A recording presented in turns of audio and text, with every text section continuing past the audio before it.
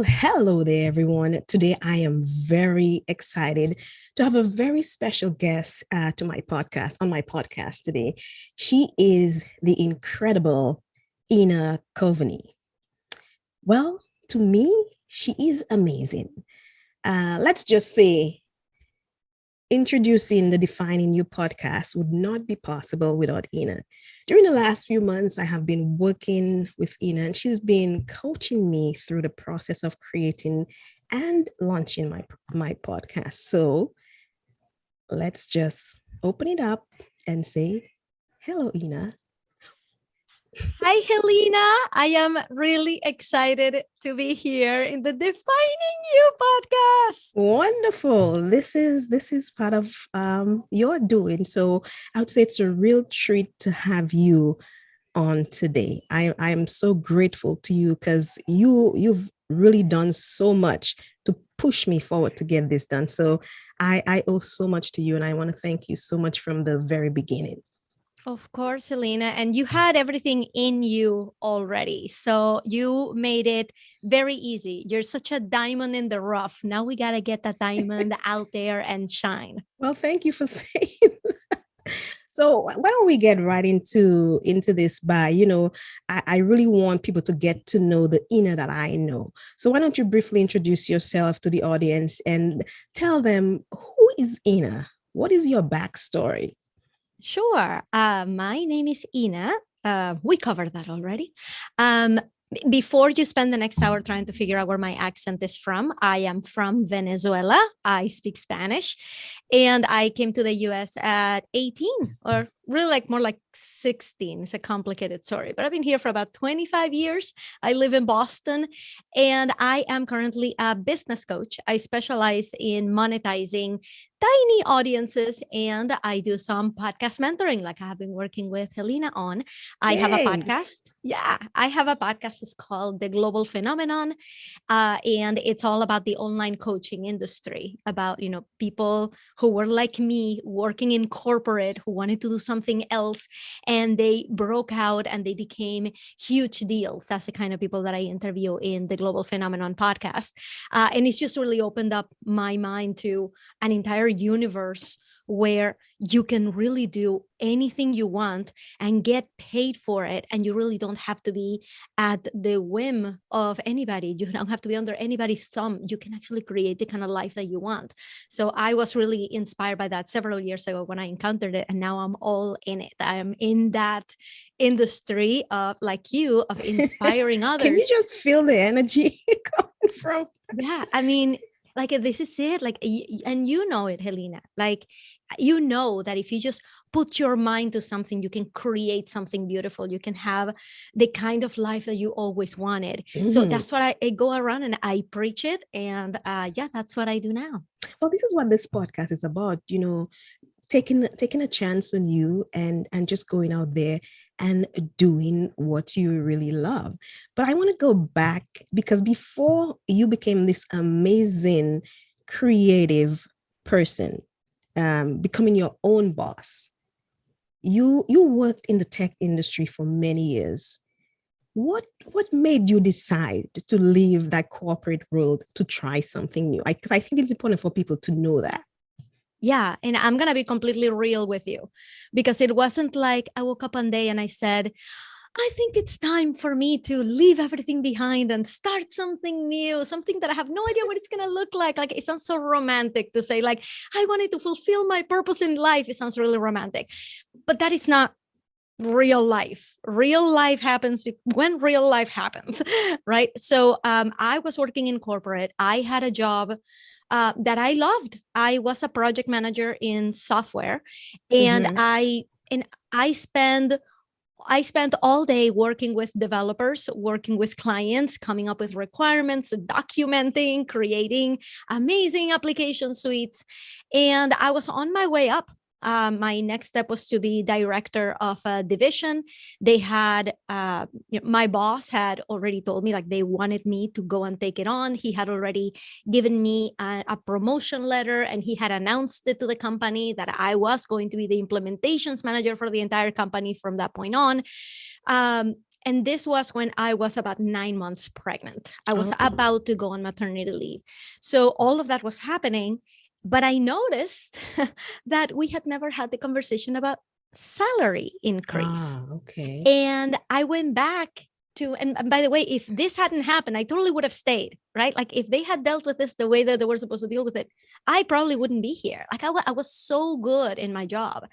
And I went back to talk to my boss and I told him, listen, you have to do this right. This was 2017, the year that Me Too basically lit every workplace on fire, right? It made us all very aware of the fact that women were not getting paid the same as men for the same title, that women were being given lesser titles, even though they were doing the same job as other men. We were noticing this. We knew this. We spoke to management about it. It was a huge movement in the company. So I told my boss, you got to do this thing right. If you're going to be giving me this promotion, it's got to go with a salary increase. So we need to talk about that.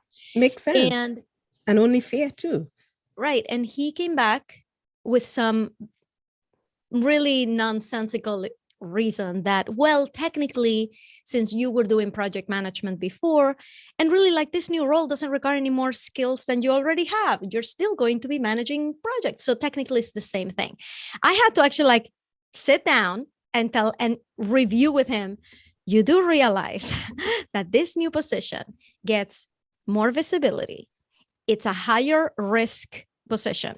It has much bigger teams associated with it. It has, I had to sit down and explain to him how this is a promotion. And so that there would be nothing for him to grab onto. I'm like, do you realize how this is a promotion, right? Like, for everything I just said, you understand this is a promotion. And he said, you're going on maternity leave anyway. And that was the real reason they didn't want to give me the increase, because I wasn't going to be around for the next 4 months, which I went back and checked, and it is illegal to withhold a promotion or salary increase to someone who's pregnant and going on maternity leave. So I talked to a lawyer and I said, what are my options? At the same time, I have my mother, my husband, everybody telling me why you don't need this stress right now, the stress of a legal battle while you're 9 months pregnant. Can you please just take care of yourself, your energy levels, take care of your stress levels? You gotta birth this baby. We want you both to be healthy. Why don't you deal with this after? And I'm gonna pause and say right here, if I were someone different, I totally would have gone all Joan of Arc on this crusade and said, this is for womenkind. Right. I'm actually, if you can see the video of this podcast, I'm wearing a shirt that says that the future is female. Right? Yay. how much I believe in that. But at the same time, this is why women get screwed, because there's very little option. I could have just gone on a legal crusade and sue my company for illegal action, or take care of my health, take care of what was going on inside my body, take care of my family, and take a deep breath and say, this is a battle that can wait until I get back. But there's clearly, they saw something in you that you really deserve to move into that new position. Right. How did that make you feel as a woman, knowing that? And there may have been some of your colleagues who probably were in similar positions, were not treated that way. How did that make you feel? This wasn't the first time, and I'm sure every woman out there in corporate can relate to this. This wasn't the first time that I had been passed up for something, or that I had been given some kind of feedback that didn't make sense, or that I was being discriminated against for whatever reason. It wasn't the first time. So it felt, as awful as this sound, it felt normal. It felt like this is the way things are. And it was frustrating. But it was one of those times that you kind of have to stand up and say, that may be normal for them, but that doesn't have to be my life. If I buy into this, if I say, okay, that's fine, I'll take the promotion without the salary increase, or if I just decide to, so I'll just deal with it later. Okay, I just have to realize that I am putting myself in that position and I'm making the decision on what happens next. So I took ownership of that. I'm like, that is corporate America for you. That's what happened there. So what am I going to do next? I own my next step and I own my life. So what am I going to do? I chose to not fight it yet, to have my baby, to feel good about everything that was going on in this human body of mine.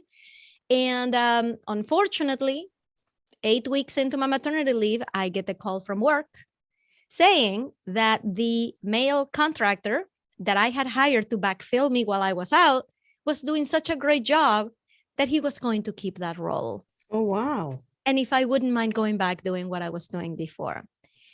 And I spoke to my husband and I said, listen, it doesn't make sense for me to go back. It's not No. worth it. They clearly don't see me the way that I see me. And this is just not gonna be my journey. And my husband and I looked at our finances. We decided that it was possible for me to stay home for a year without working. And my husband was thrilled. He's like, great, you get to stay with the baby. And I'm like, but I'm not just gonna extend the maternity. The kind of person I am, I need to let this energy out. Like I have thoughts, I have I can ideas. feel it. Right? I have ideas. I can't just stay Mhm. home, but I really want to give my business a fair shot. I Mhm. really want to do this. And this was my chance. And he said, okay, great, let's do it. So I went back for 1 week after maternity leave, just to make sure that I understood my role, just to understand exactly what I was going back to. You went back You to know, that job? yeah. So I went back for a week to really take a survey and see, okay, what is it that is happening? And I'm like, yep, I am not coming back. So the following Monday, I went in with my letters of resignation, effective immediately. I'm just not going back. And they were, I don't think they were surprised at all. Mhm. And that's how it ended. My point here with this story, the reason I share this is not to throw dirt on the company, because I won't even tell you which company it was. It doesn't matter. It It doesn't doesn't matter. matter. What matters here is, if you are thinking that you want to start a new career, that you want to start something new, that you have something in you, normally you don't really jump into gear if everything is fine at work. If everything is, look, you guys, if I had gotten that raise with that promotion, I wouldn't be here. I would have continued to trailblaze in corporate. I would have continued to go for the corner office. I would have continued to kick butt and take names. And the coaching thing would have just probably sat on ice for a while, right? Who knows what would have happened next that would have made me jump. But usually something happens at work. Something happens externally that makes us think, you know what? I do have a choice. I am not trapped in a jail and I can make decisions for myself. Mhm. So normally when things like that happen, you can choose, because the finances are not there, because you're not ready yet, you may choose to just jump to another job. But those ideas keep percolating until something else happens, and then you're ready to say, I'm done. My ideas are going to take front seat now. But it sounded like you really enjoyed what you were doing. So, what do you think made you not look at perhaps going to another company as opposed to starting your own business? What propelled you to say, you know what, I am going to go it on alone and just be my own boss and start my own business? And how do you decide what business am I going into? Because you were working for a tech company, you have a tech background, you have a degree in computer science, you have an MBA. How do you decide what you're going to do with the skills that you have? Yeah, I won't lie. The first few times that I quit my job because I couldn't take it anymore, I didn't start a business. I went to another job. I did that several times before Okay. this actually Mm-hmm. happened. So it wasn't my first impulse. My first impulse for the past few times was, let's get into another job. And I did. And I went from company to company and I kept growing. But you're right, I loved what I did. So the decision to leave, number one, was convenient. The fact that I had a new baby, that was a very strong reason for me to want to stay at home, Right. right? So if I wanted to get another job, I would have had to find something that was more local. And I want to say that actually looked like, are there companies like in my town so that I can be really, really close? I looked, but the truth was like, you know what? If my finances are right, like I know that I am going to be able to just stay home with the baby and the family is not going to suffer and I'm not going to lose my house, Right. then it was all very convenient. It was a great opportunity to go and jump and do this. Number two, I had already had a certain amount of success having a side business. Oh, you Um, did. And yeah, like 6 years before, I had started a business making websites for companies, for local vendors. For I created a church website, a restaurant website. One of the congressmen in Massachusetts, I built his website. So I was making websites already, but I wasn't really ingrained in the online world. Even though I was making sites, it's kind of still like I never realized that there was something else. I was just providing a service. So I already knew, I had already started learning a few years before about online marketing. And so that had been like simmering in my mind for several years before this opportunity came along. And I said, okay, let me give this a shot. As for the part of your question where you asked me, how do you even know what kind of business to start? I didn't start where I am now. This is me 4 years after quitting, and I have changed my offer, my ideal client, the branding of my company like 4 times already. Like every year is something just a little bit different and a little bit different. So I didn't know. I just started. I just knew, okay, let me start with creating an online course. So I started an online course and I sold all of like 4 copies, all discounted in that first year. And then I never talked about that course again. And then I started coaching, and it was like all about business because that's really my area. That's what I love to do. Then I coupled business with creating the website. Then I created a program just to create the website and help people with business. And then I got rid of the website part. Now I just do business. And that. So it just started like evolving. So I had no idea that I was going to end up here to 4 years ago. So what would you say the core of your business is today? I provide services for online coaches who are starting in their journey so that they can start getting clients right away. So there is a big misconception, especially in the online coaching world, that you need to grow your audience in order to have any sales, in order for your business to survive. When in reality, for the first 3 years of my business, I had a very small audience. To this day, I have a small audience. I don't have 1,000 followers yet. I don't have 1,000 people on my email list yet, but I made it to 6 figures within the first couple of years. Yeah. And So how did you do that? by just focusing on providing services. And by the way, I didn't know that at the time. I didn't know what I was doing. I was trying to grow an audience. It just wasn't working. I thought that things weren't working, but I just kept going, kept offering things that people wanted. And I just didn't give up. I didn't slack off. I just kept evolving it. And the more people wanted it, the more I was able to raise my prices. And I hit the 6 figures before I knew it. So I wouldn't have thought that I would have ended up here. There is no way for me to have planned that I was going to be here. And it sounded like after you've tweaked your business and finally now you've decided, okay, you think like you're going to give the business coach a shot. I'm imagining you've had some challenges along the way. And for the benefit of those who are listening, what would you say was your biggest challenge and you had to overcome while starting your own business? Because clearly you've changed over the years, and it seems like you're finally in a good place.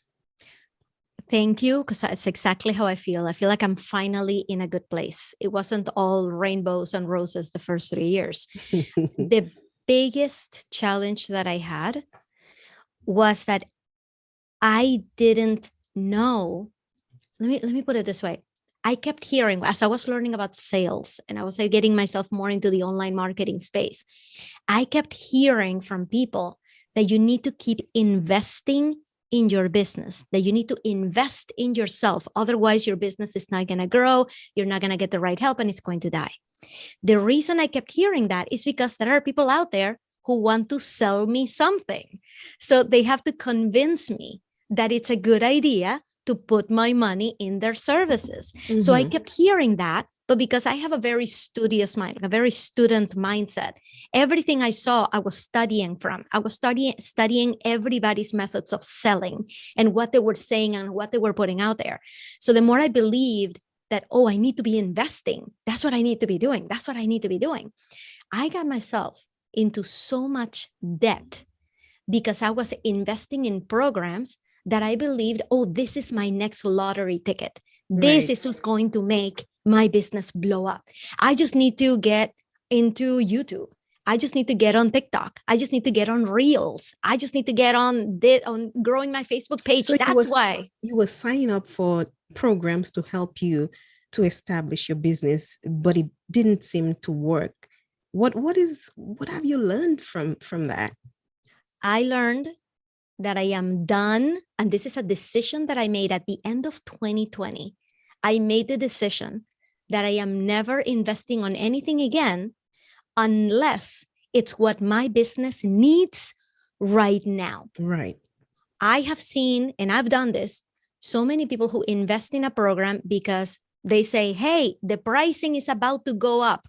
So if you feel like you need this, or if you're ever going to need this, you want to buy it now. Stop buying stuff that your business doesn't need right Right. now just Mhm. because you're afraid that you're going to miss out on a deal.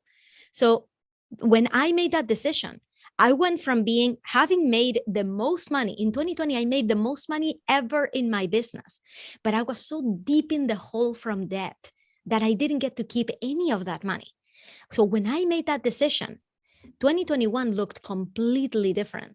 Right. 2021, I was able to keep 30%. I was 30% profitable Wow. in 2021, even though I made less money. So I Mhm. was doing a new offer, less money than 2020, but I got to keep 30% of what I actually made. That was the biggest pivot that now makes me feel like everything is on rails.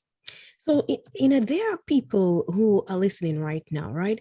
And you have all different kinds of people out there, and there's some people who are probably thinking of doing exactly, or are actually doing exactly what you just talked about, trying the next program and hoping to make it big, and realizing each time they're going further and deeper into debt. But there are also many people who might be listening right now who are very skilled and have what it takes to go out there and do what they love, but they are overcome by fear and too afraid to take that first step. What kind of advice do you have for people in this position?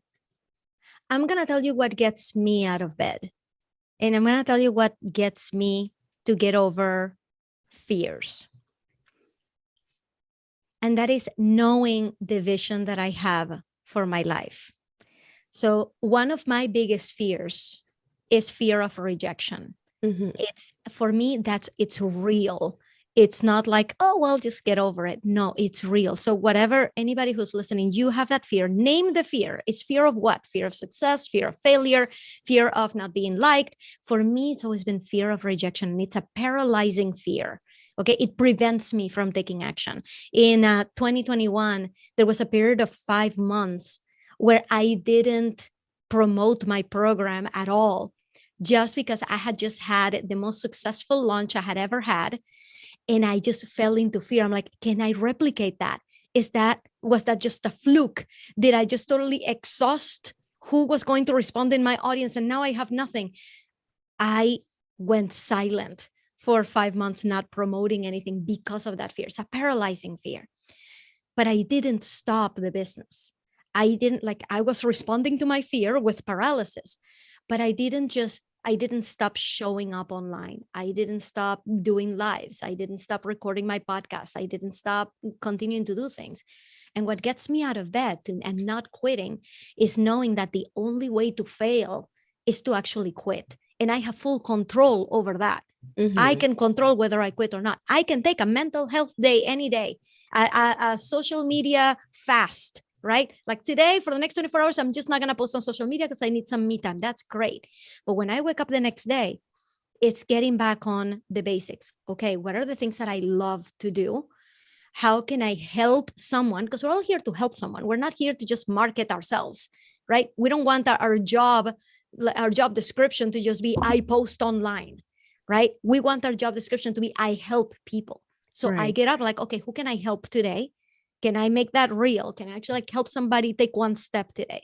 I can do that through my programs. I can do that through my membership. You can do that by just going online, talking to people, and just answering a question. So what gets me out of bed Is knowing where I want to go and that I can't quit. If I quit, it's all on me. I'm very surprised to hear you say that you were paralyzed, and that was last year. Mhm.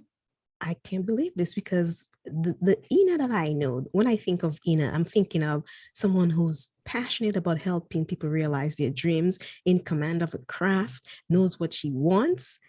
I'm really taken aback by this. So I'm trying to figure out, where did this come from? And also, I also want to touch on something that you sent an email recently, and you really opened up and talk about being bullied. And I don't know if um how that could happen to someone like you, with the energy that you have, the personality that you have, the energy, the positive vibe that come from you, that emanates from Ina.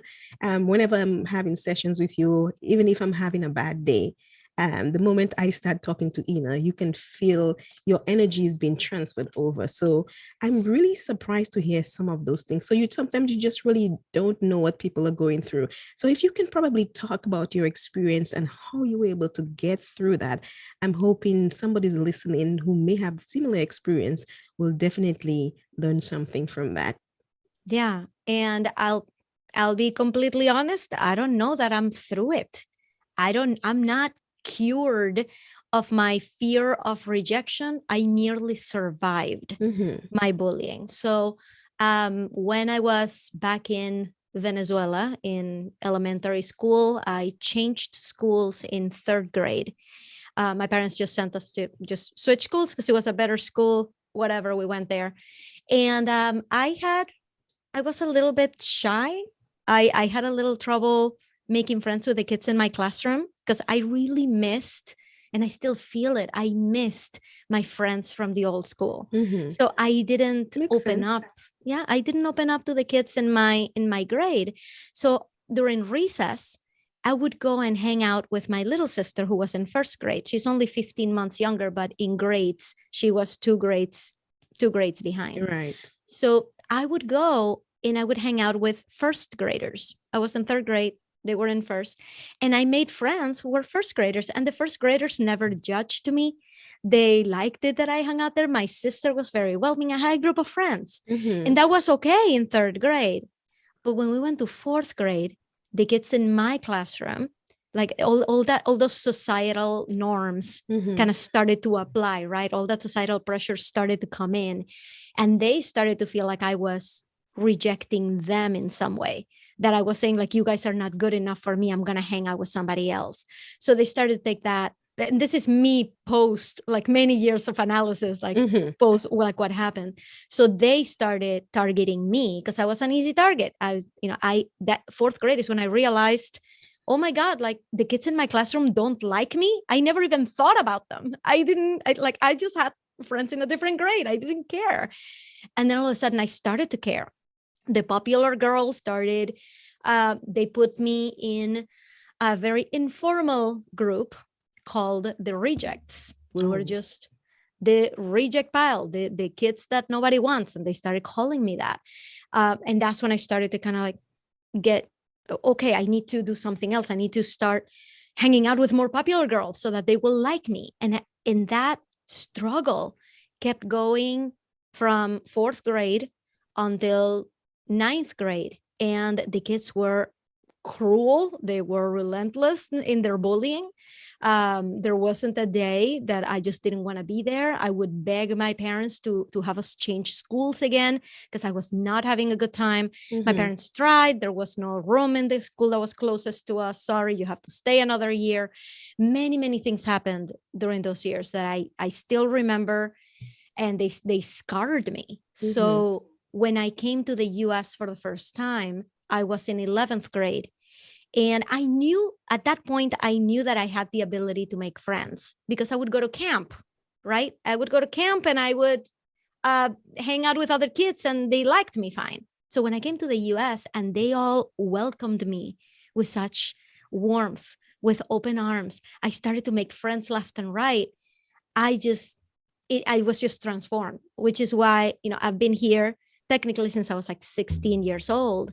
And this was like my reinvention. This was my opportunity to really show the world that I can be likable, that I can be different. And I think that's where the energy really started to bubble up and Of bubble out. course, you are likable. I'm just trying to figure out, is there something that you had that the other kids were resentful of that they didn't have? I'm trying to figure out because the Ina I know is like you're full of good spirit. I remember, and I'm talking about, we talked about fear earlier, and we've talked about this and my experience in getting this podcast put together, and there were days when I just didn't think that was it's a lot of work, and you came in and with your energy and your positive attitude, and there were times when we canceled our meetings in the day, and we would go through 2 hours in the night and have a session. And when I said I didn't think what I was doing was good enough, you're like, no, we are doing this. And you just you pulled me through some dark moments. So it's kind of sad to hear that you went through, but I'm also happy to hear that you have overcome, and maybe you're still working through that process. So what would you say is the thing that helped you to overcome some of those things? For me, it's all about control. I need control. Mm-hmm. I need to know that if something like that were ever to happen again, right? If I were ever in a position where somebody's bullying me or somebody bullying my kids, I need to feel like I would act differently, that I would have, that I would be stronger, that I would denounce the bullying, that I would not take so much on me. Because back then, I would go home and my parents tried their best, but their only answer to bullying was, well, that stuff doesn't matter. To them, that was their version of it gets better, but really it's more like, this doesn't have any importance at all in your life. So just like ignore it. And that was Easy not to an say acceptable because answer. you were the one who were going through it, and Right. I think it sounded like you had the support of your parents. And what happened at school? Was there anything done to help alleviate some of the stress that you were going through? No, the teachers were appeared to be enabling the behavior. They did not appear to like back then. They were talking 20 years ago, more than 20 years ago, 30 years ago. Yeah, like 30 years ago. The teachers did not have the language, did not have Right. like bullying was not. I think now in Spanish they use the word bullying like that in English, like Right. bullying. That's what is being used now, and there's a lot more awareness of that. I remember back then we were getting like special talks about stress. Stress was the thing that they were talking about, but never bullying. They didn't know, they were not equipped in how to deal with it. And you know what's so interesting about you saying naming something? I think also growing up in the Caribbean myself, there are a lot of things that we were going through, and a lot of times there was not a name for some of the things that we were experiencing. And then living in a different country and you seeing some of those things that other people are experiencing, like, oh, that's what that was. So I remember seeing people who were suffering from diseases or suffering from ailments, and we didn't have a name for that. And Parkinson's disease and all some of those things, you see some of those things right now. So it's very interesting that you're saying now that they're actually calling it what it actually is. And I think that's a huge improvement. But I'm glad that you're where you are, and your need for control. Do you think you still have some work to do? Because when you say you need to be in control, it's almost like you want to control what's happening around you. Do you think there's still some work to be done? Absolutely. I feel like this is something I'm going to be learning about and learning how to deal with it at every stage in my life. Anytime that I want to hit a big milestone, I have to check back on that fear of rejection. And it's like, is that stopping me? Am I creating excuses because of that? Am I trying to stay away from the path of pain by not doing something? So I've kind of started acting on things, even if I'm afraid, just in case that's it. Like, I don't want to stop myself because of fear. That is so silly. I want to get to where I want to get to, and I'm going to get there. If I'm the one stopping myself, then what am I doing here?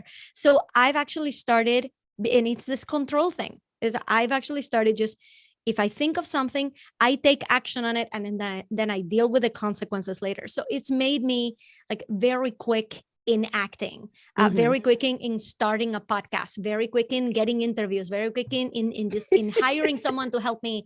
And you've seen this, like you've seen this process.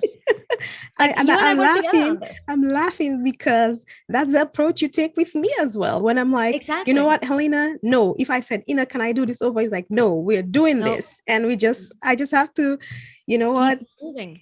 You've done your best. Move on to the next thing. So I can connect with exactly what you're saying. So you know what is so good about where you are today?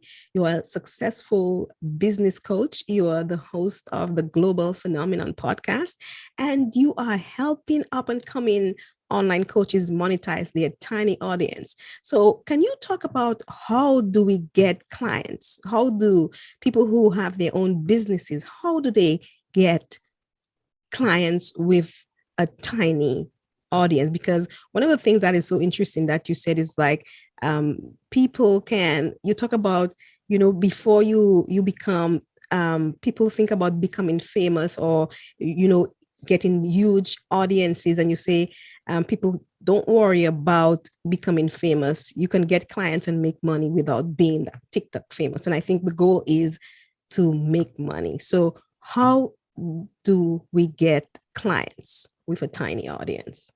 That is a great question. The first step is to ignore what everybody else is doing.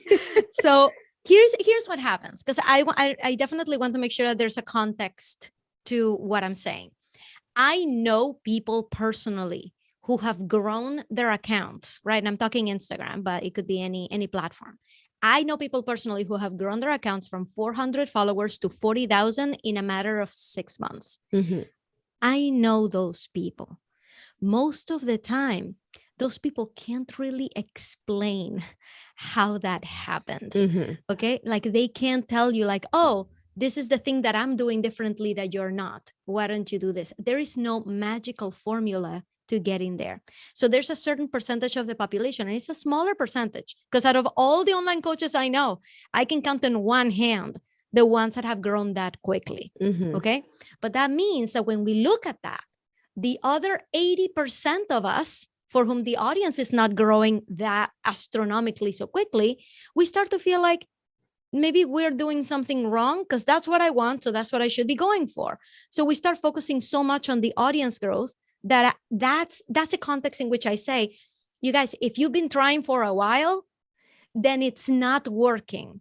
You did not become an overnight success. It's time to start putting money in your pockets and stop trying to become a celebrity. That sounds good to me. So it's the context, right? It's not like I'm saying like growing your audience is bad. Hey, if you're in that top 10%, top 5% of people, great. That's wonderful. And you can come here and tell me, but it worked for me, Ina. You are very lucky and you're amazing. But the other 80% of us, 90% of us who are not growing, we still need to make money. So how do you do it? Here's the mentality. Here's the mindset shift. If I go and I say right now, Helena, I have a surprise gift for everybody in your audience.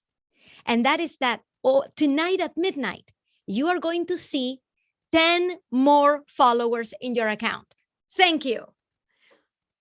Most people are going to look at those 10 and say, what am I supposed to do with this? I just went from 320 to 330 people. Thanks, Ina. Thanks for nothing. Right? I didn't need 10 people. I needed 10,000. Right. And then there's another percentage of population who are going to be smart about it, who are actually going to look at those 10 as opportunities to establish relationships and say, thank you very much, Ina. And they're going to go and talk to them, get to know them better, get to know what their fears are, what their struggles are, and try to figure out how they can help them. So that is the huge mentality shift. Is instead of thinking, hey, I posted to my 300-person audience and only 5 people responded. What am I supposed to do with this? You should be thinking, I am so lucky that I got 5 responses, and I'm going to go and talk to those people and get to know them better. And that's going to be my network. And those are the ones that are going to become my clients. And that's 5 people you didn't have before. And we got to stop being afraid of talking to our followers, of knowing what they're like, we have to stop treating them like they are a big audience. You don't, if I were to say like, okay, everybody who's listening to me, let's go meet up in this cafe, right? And 5 people show up, I'm not going to turn around and be like, well, this wasn't worth it, right? Goodbye. I'm going to stay there and we're going to have coffee and we're going to talk about this. That is how you get clients with a small audience. Wow. And I think you're not talking based on something you don't know about, because you said earlier you've reached 6 figures in your business before ever cracking 1,000 followers on any of your platforms. That's right. And your mission now is to really help coaches to do the same. So, there's one thing that you say that I when I was doing some of my research, you said you teach small businesses how to play big online. For the small business owners listening right now who do not have an online presence and get all their clients through word of mouth, what are they missing? Here's something that I love to talk about is online presence, right? This is, by the way, a small part of getting clients, because like you said, if they're already getting clients through word of mouth, they might think, oh, well, then I don't need an online presence. I'm already getting clients. Here's the deal. The online presence part, like what your feed looks like, what your bio says. When people go and look you up, what do they find? The beauty of it is that you have full control over what that looks like, over what that feels like, over what information is available there, right? If I go to somebody's profile, let's say it's an Instagram account, if I go to somebody's profile and the posts look like an amateur account, right? Like maybe it's a video where you didn't put a cover on it. So what you see is somebody's like blurry moving picture because it's the first frame of the picture, right? Maybe you have different quotes, but they're all different fonts, different colors, different styles. Maybe you haven't posted in 3 weeks. Maybe your bio is not clear enough. Maybe it just says, I empower women, sign up here. For what? What is it that you're offering, right? The beauty of online presence is that you basically can create your own quote unquote celebrity profile, quote unquote company profile, and you can make it look as professional and amazing as you want. So that is an authority builder. When you are creating a business with a small audience, you gotta look like a big audience company, and it doesn't take a lot to get there. One of the things that I admire about you is that you came from a tech background, and I also learned in my research that you also wanted to be a writer of books. Yeah. And you have an MBA. And so I feel like in working with you, I almost feel like, because sometimes we feel like when we have a skill for a particular area, we can't use it in other areas. And I feel like by just working with you, my experience is that your tech background, your skill in writing, and having your MBA, I think you use all of those. And I think I've benefited greatly from that, because I remember when we were working on putting a script together, and the rate at which I saw you came up with that, I was like, how do you do that? So would you say that, sometimes people kind of feel like, I wasted my time in this area, but in your case, I can see where every skill that you have is has become so powerful for you in this medium that you're in right now as a coach, and helping the clients that you're helping. Can you talk about that? Yeah, I think you're touching on something that even I felt very insecure about when I started, which is, who is going to work with me if I've never done this before? right? I had never had a coaching client before I had my first client. I had never built my first website until I built my Right. first website. So I'm like, who's going to hire me if I've never done this before? And it's that phrase, I've never done this before. Now, here's the thing. You're probably not doing something that you're not skilled at. And I know there are a lot of no's in there, so I'm going to say it again. Whatever it is that you want to start, you are skilled at that thing. Now, you may not have 10 years of experience like somebody else, or 5 years, or you have not been doing this day in and day out all the time. But I promise you that you're not stepping out there into the world to offer something that you don't know anything about, right? When I was ready to start creating websites, I had a technical background. I had never made a website before, but I was pretty sure I could figure it out. So maybe I wasn't going to go out there and charge $50,000 for my first website, right? Maybe Mhm. like I wasn't, but I knew that I had a skill that somebody else could use. So Exactly. you got to step out there and have that confidence that even though you have never done this professionally before, nobody else has ever paid you for that thing before, you got to have that confidence that you know you can do it. You Mhm. know you can help them. You know that if they work with you, they're going to be better off. You got to believe that 100%. And then the experience doesn't matter. If somebody asks you for it, like, well, tell me about your clients, you don't have to lie. You can just say, well, this is going to be my first time, but that's why I'm giving you such a great deal. And we're going to work, you and me together. I'm here for Mhm. you at your beck and call. We're going to get this done together. And that kind of passion and that kind of attitude is something that anybody would totally love to have in their team. There are people who charge $50,000 who don't have that can do, I'm here for you attitude, and you have it. So you have something that gives you the upper hand that other companies that are more expensive might not have. Right. And that's what I like about you, because I think we've worked on my website, we've worked on creating my brand, and you had all of those things. We didn't have to outsource anything because you had all the skills I needed to get things going. So I'm really, really thankful to you for that, because sometimes I feel like when I'm working with you, everything is working so well. And it's like, I don't know if I can do this without Ina. And Ina always says, yes, you got this. You can do this. So you are an inspiration to me. And the way that I came upon, I think I stumbled upon your work with one of my very good friends.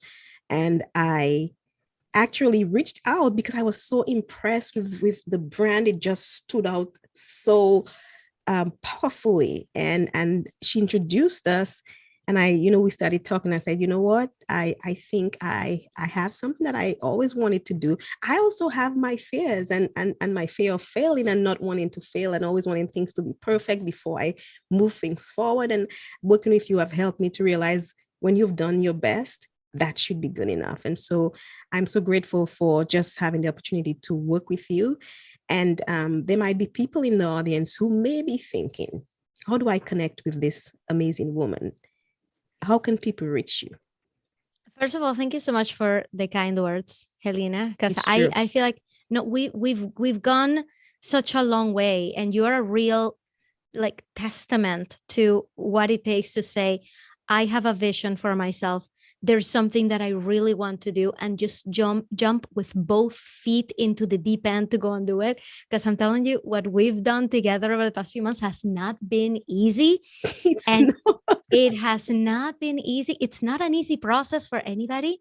Mhm, And you have done such an amazing job just to put this out there for everybody who's listening right now, mhm, that I want everybody to know this is not easy. All it takes is that grit that Helena has. All it takes is that wanting to get it done and wanting it to work no matter what. That's all you really need to make it work. So it's been my pleasure, Helena. Like, to see this podcast go live is where just my pleasure. where do you get this energy from? I mean, I'm trying to figure it out. Every time I've had a session with you, that energy is so contagious. Where do you get that from? I really think that when you're doing and helping the kind of people that you really want to be helping, your energy just comes.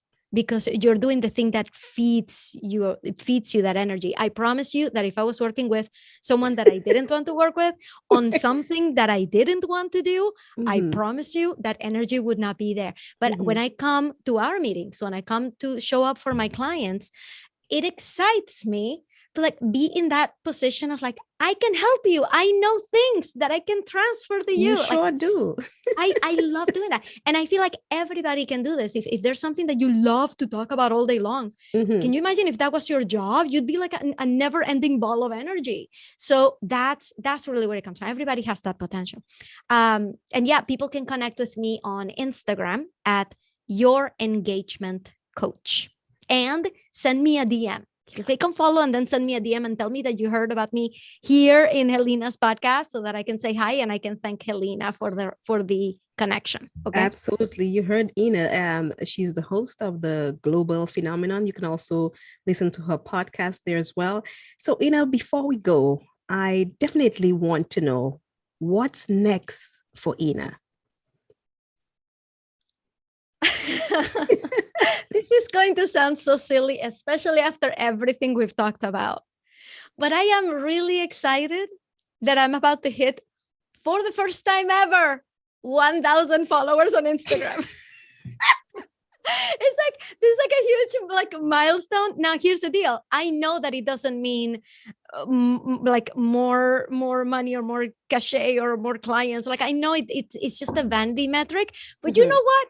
I get to celebrate my vanity metrics too. So I'm going to have a little like 1,000 follower party. But in all reality, 2022, I'm really looking for a ton of growth. I am excited that 2021 was a real transformational year for me and for my business and for my offer and how I'm helping clients. So I actually have an entire year worth of launches, conferences, and I can't wait to finally get out there. I'm finally stepping out into the world, taking a plane and going to see people and network with people in person. So I'm very excited for 2022. It's finally opening the doors to the world. Wonderful. Well, Ina, it was sure a pleasure talking to you. And I hope those who are listening to this podcast will definitely reach out. And if they're afraid to do something that they always wanted to do, Ina is someone who can get you there. She helped me to start this podcast. And I definitely think if there's something that you want to do and you don't know how to start, I think she's definitely someone I would encourage you to reach out to, because although this podcast is on, I'm still working with Ina because I feel like the energy that Ina brings, it also is transferred over to me. So I'm definitely continuing to work with her because I think she's really been phenomenal with me in helping me, because like she said, this is not easy. If you want to start a podcast, definitely, I'm telling you, I'm testament to that. You can reach out to Ina. So Ina, it was a pleasure talking to you today. Thank you so much. And I wish you all the best for 2022. Thank you so much, Helena.